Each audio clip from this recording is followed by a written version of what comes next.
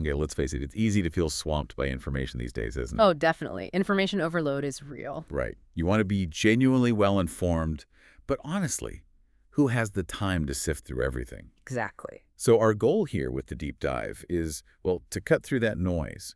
We want to give you the key insights nice and clear. Mm-hmm. And today, we're unpacking something really crucial: the role vocabulary plays in mastering English. Yes, and specifically, an innovative approach that seems to be making a real difference, especially for learners who might face some unique challenges. So where are we drawing this from today? Our deep dive today is based on a really interesting research paper. It's called The Vocabulary Building Audiovisual Media, an innovation in vocabulary expertise. Well, It was published in the journal Studi Guru Dan Pembalashon early in 2023, and it digs into how effective audiovisual tools are for learning vocabulary. got it. So what's our mission with this source? Well, essentially, we want to explore how these targeted media tools can, bridge significant learning gaps, and what that tells us about effective teaching, really, especially for diverse learners. Okay, let's start at the beginning then. The foundation. Mm-hmm. Why is vocabulary so important for English? Yeah. We know English is global now. Its use has just surged, especially with globalization. It's become this key international language connecting people everywhere. That's right. And what's really striking in this paper is the idea that English mastery isn't just about the skills we usually talk about: listening, reading, writing, speaking. Oh, what else is there? Well, they emphasize this foundational linguistic skill, and that's vocabulary.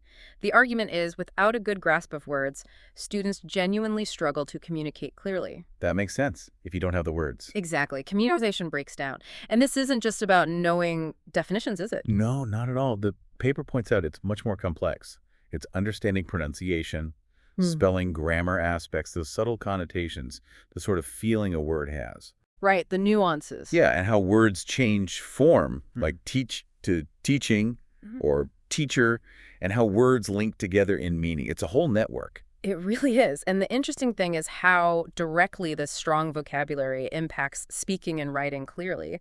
But it also affects how well you do in listening and reading, too. Okay, so it underpins everything. Pretty much. Which raises a big question, doesn't it? If vocabulary is that fundamental, what happens when it's a major stumbling block for learners? Precisely.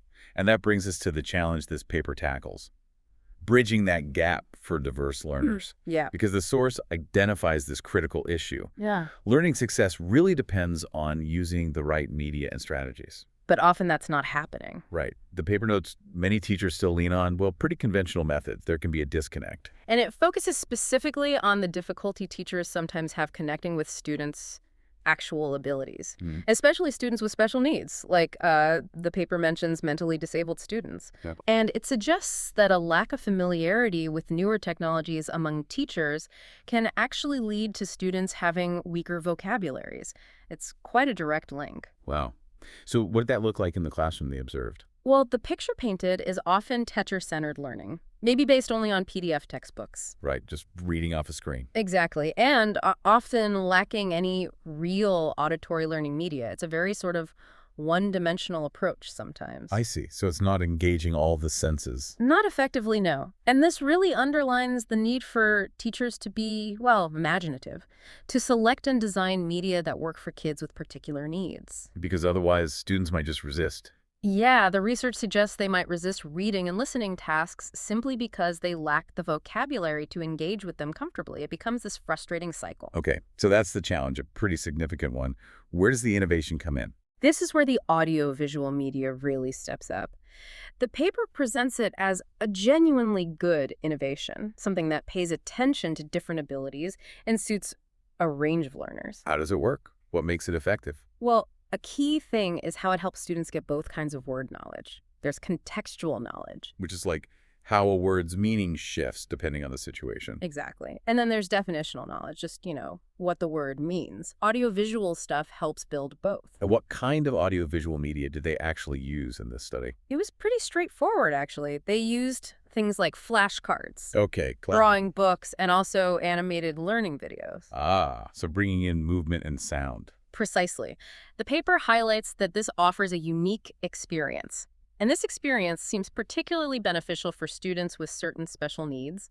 The study uses the term mentally retarded students, reflecting the terminology in the original research context. Right, understanding learners who process information differently. Yes. And it basically proves that using these auditory and visual strategies together helps students learn vocabulary effectively, maybe getting around some of the barriers of just text alone. Okay, so the theory sounds good. Mhm. Let's get into the evidence. Mhm. What did the study actually find? How did they test this? Right, the methodology. It was a quantitative study. They used what's called a pre-experimental, one-group pre-test, post-test design. Meaning they tested the students before and after the intervention. Exactly. They took a baseline measurement, introduced the audio-visual media, and then tested again to see the difference. And who are the participants? It was a small group, 5 second-grade students. They were at a school called SLB Ulaka Pinka, which is a special needs school in Jakarta, Indonesia. Okay. This was back in the 2021-2022 school year. So they did a pretest to gauge existing vocabulary. Then they used the treatment, those flashcards, drawing books, animated videos, and then the post-test to measure the improvement. So what were the scores like initially on the pretest? The average score on the pretest was 53.00. The study classified this level as fair. Okay, so not terrible, but room to grow. Were the scores spread out? Yeah, the individual scores ranged from 30, which is quite low, up to 80. Got it. And after using the audiovisual media, the post-test? This is where it gets really interesting.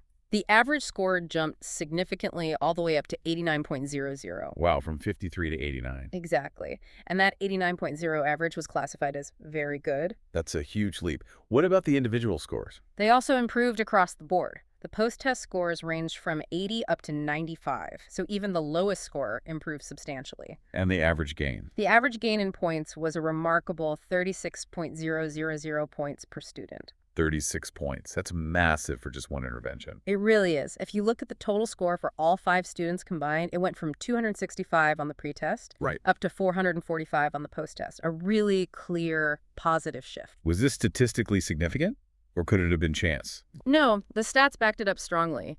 They did a t-test calculation, and the result, 6.220, was much higher than the critical value from the t-table, which was 3.182 for their setup. Okay, so in plain English. It means the improvement was highly unlikely to be due to chance. It confirmed their hypothesis that the audiovisual media had a real substantial effect.